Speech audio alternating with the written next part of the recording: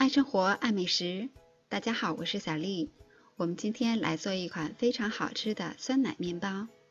它的做法特别简单，只需要3种材料：搅一搅，叠一叠，做出来的面包松软又可口，新手也是一次成功。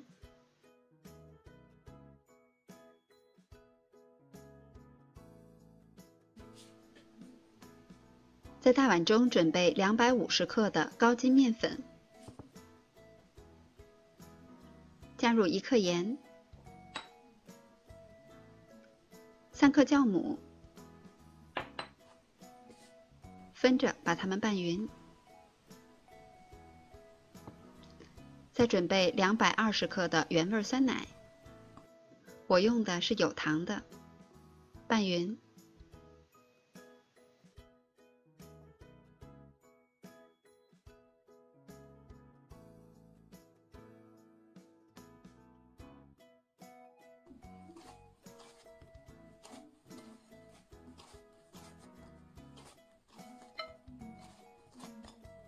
调成没有干粉的状态，再用手合成面团，大致揉匀就可以。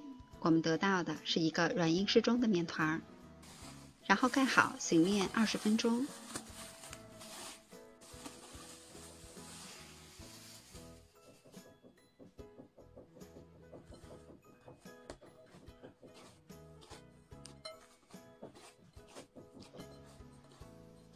醒过的面再揉2分钟左右就可以很光滑了。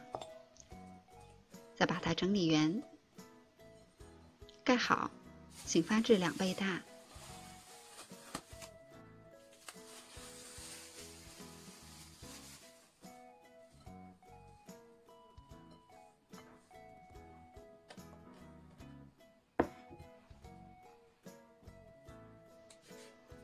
案板上铺少许的面粉防粘。把醒发好的面团放到案板上，用手轻压排气，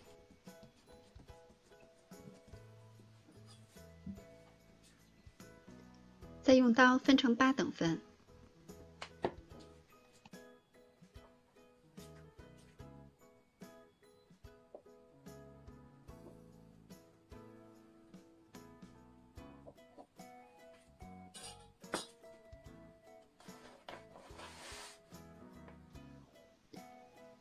把每一份面剂都像这样，向中间折叠，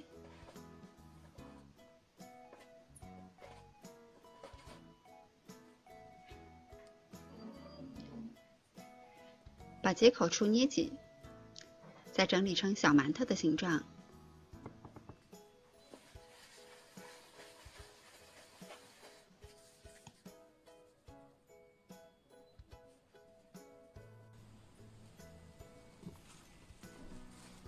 把做好的生胚都摆放到烤盘中，盖好，再醒发至2倍大。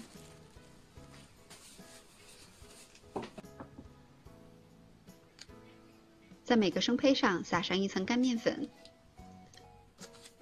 我们可以用叉子或者其他的工具做出好看的图案。烤箱开上下火预热，180度烤20分钟左右。这个时间仅供参考。烤至面包明显的上色就可以了。